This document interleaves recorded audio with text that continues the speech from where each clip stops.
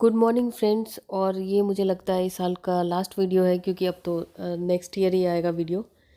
तो आप लोगों की कैसी चल रही है नए साल की तैयारी? हर बार की तरह खूब सारी लंबी चौड़ी लिस्ट बन गई होगी, क्योंकि ये हम लोग हमेशा ही करते हैं कि खूब सारे नए नए रेजोल्यूशंस हम लोग लिखते हैं कि ऐसे करेंगे वैसे करेंगे।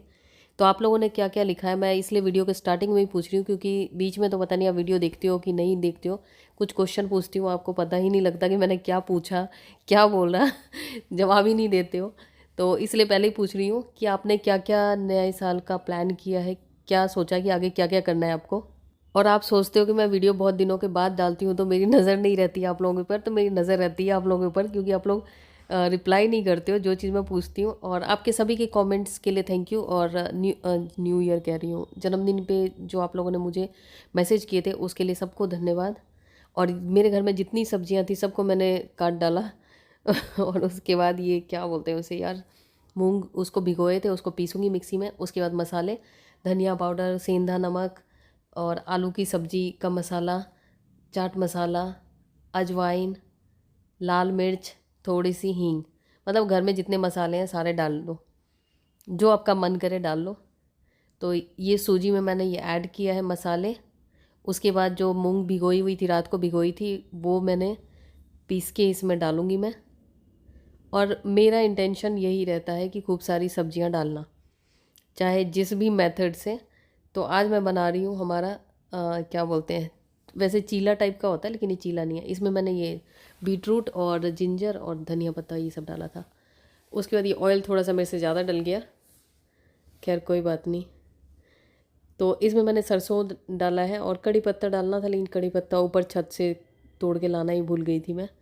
तो ये छोटे छोटा ना, मैं जैसे कि चीला जैसा होता है ना वो नहीं बना रही हूँ, पैनकेक जैसा बना रही हूँ, ताकि थोड़ा सा डिफरेंट भी लगे और पलटने में आसान हो। तो ये मतलब इसका टेस्ट मुझे सही लगता है। पहले मैं स्टीम करके बनाती थी, पहले इसको स्टीम करती थी, उसके बाद फिर इसको तेल में थोड़ा सा वो कर लेती थी, हल्का हल्का फ्राई। तो मैंने सोचा इसको डायरेक्ट ही कर दूँ। सूजी वगैरह को मैंने जो ये बैटर बनाया था ना, तो ये थोड़ी देर के लिए, मेरे ख्याल में 10-15 मिनट के लिए मैंने इसको छोड़ दिया था। वैसे आप इसमें दही भी ऐड कर सकते हैं, दही भी ऐड करोगे तो भी चलेगा, बहुत टेस्टी बनता है। तो ये मैंने बनाया था ना, तो यश को बहुत पसंद आया था, तो मैंने फिर से बनाया।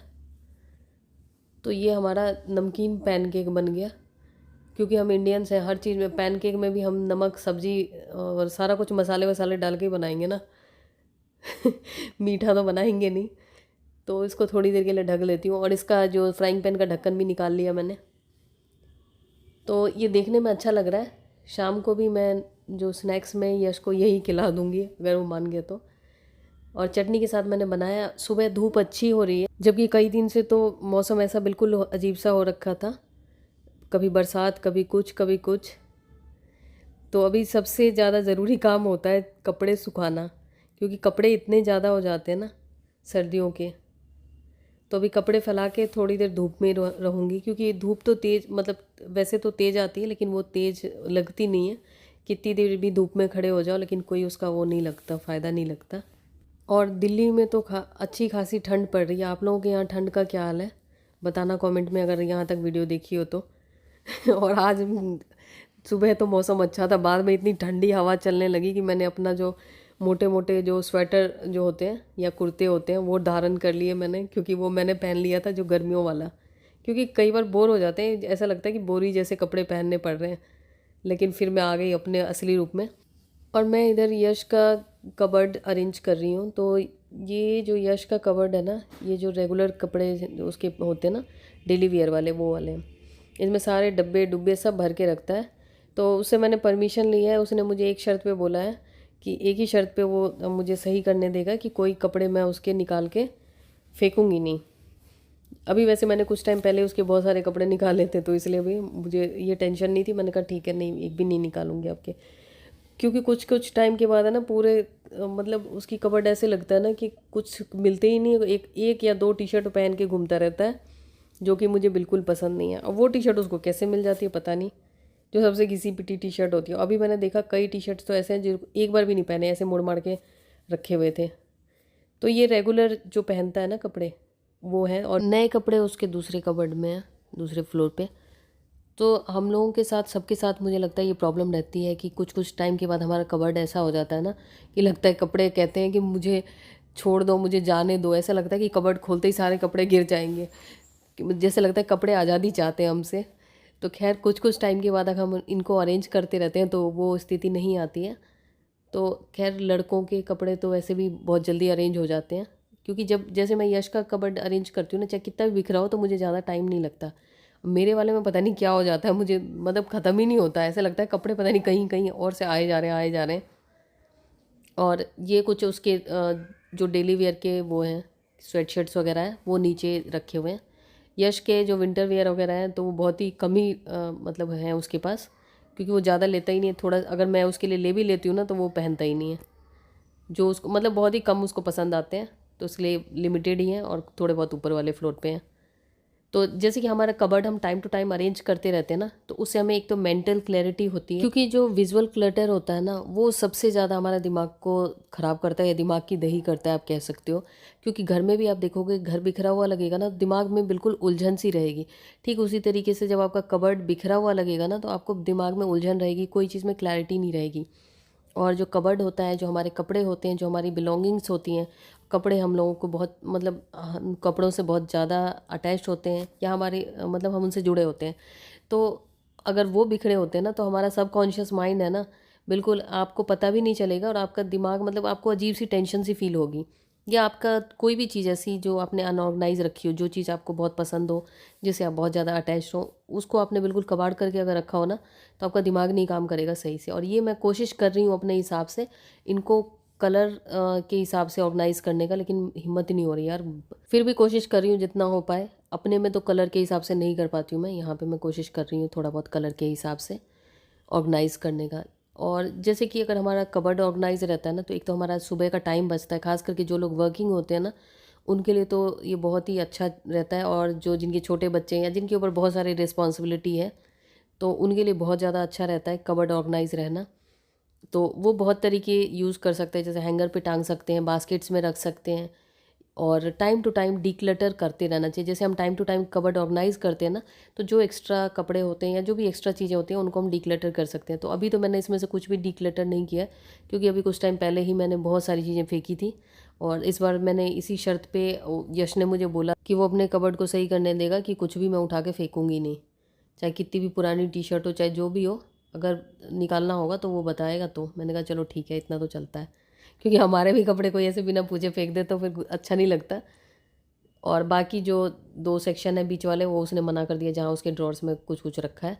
मैंने कहा चलो जितना हो गया, कम से कम अभी इतनी ज़्यादा खाली स्पेस लग रही है, नहीं तो थोड़ी देर पहले तो कुछ पता ही नहीं लग रहा था। और कोई भी चीज़ हमारी अगर अरेंज रहती है, मेंटल क्लैरिटी रहती है, स्ट्रेस थोड़ा कम रहता है, और उसके साथ साथ हमारी वर्क एफिशिएंसी बढ़ जाती है। क्योंकि जब हमारे दिमाग में उलझन होती है ना तभी हम कोई काम सही से नहीं कर पाते।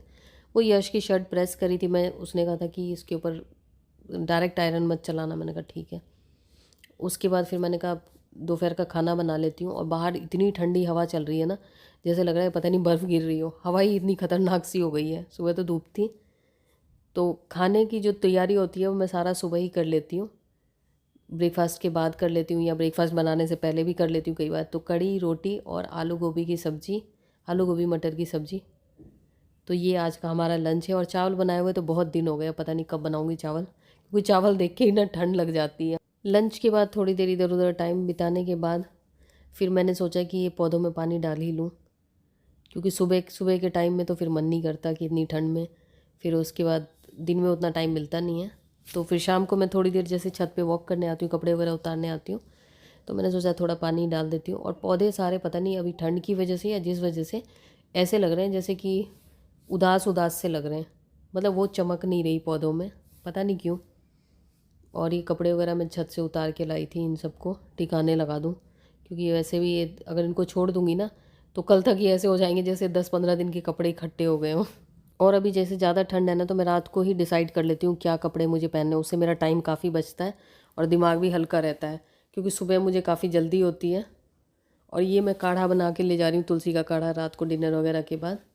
तो उससे मेरा मतलब जैसे रात को ही सारा कुछ मैं ये डिसाइड कर लेती हूँ क्या पहनना है क्या नहीं करना है, तो उससे मेरा ये मतलब टाइम बचता है, मेंटल क्लैरिटी रहती है। दूसरा क्या बनाना है ये भी मुझे पता होता है, और सुबह सारी तैयारी कर लेती हूँ जिससे कि दिन भर में काम आसान हो जाता है। और ये गिफ्ट मिला था मुझे, तो ये मैं आपको दिखाना भूल गई कि पता नहीं दिखाया भी होगा, याद ही नहीं रहता। तो ये राम मंदिर का वो है, मतलब ये ऐसे खोल के इसको लगाने का है, बहुत ही सुंदर है। और ये जो मेरी किताब वाली शेल्फ़ है ये तो पूरी एकदम, एक्चुअली ये बहुत ज़्यादा भर गई है, इसलिए इसमें अंदर भी एक लाइन में है और इधर भी है, तो उस चक्कर में इसमें हम किताबें ज़बरदस्ती इसमें भर भर के रख रहे हैं। और यश, जबकि कुछ बुक्स मेरी इसमें से यश ने अपने उसमें रख रखी है अपनी शेल्फ में, देखती हूँ कहीं और जुगाड़ लगाने का होगा तो ठीक है, नहीं तो इसी में और भर भर के रखूँगी, और क्या कर सकते हैं। तो बस थोड़ी देर मैं पढ़ती हूँ। और ये है ना, कुछ जो किताबें बहुत महंगी होती है ना, तो अगर जैसे कि उनका PDF मिल जाता है, तो PDF को फिर मैं प्रिंट आउट करा लेती हूँ बुक्स की तरह, फिर वो पढ़ती हूँ, वो मैंने करवा रखा है। और कई बार ऐसा होता है ना कि जो चीज़ हमें अवेलेबल हो जाती है ना, पहले जैसे रेयर लगती है तो फिर लगता है कि जल्दी पढ़ें जल्दी पढ़ें, फिर अवेलेबल हो जाती है इजीली, फिर उसमें टाल मटोल करते रहते हैं। तो ये बुक मैंने आधी पढ़ी थी, फिर अभी और पढ़ूंगी। तो चलिए थोड़ी देर में पढ़ूंगी, लिखूंगी और कुछ नोट्स वगैरह बनाऊंगी, उसके बाद मैं सो जाऊंगी। और ये लाइट को पता नहीं क्या हो रहा है। तो चलिए आप लोगों से मिलती हूँ नए साल में, तब तक के लिए हैप्पी न्यू ईयर।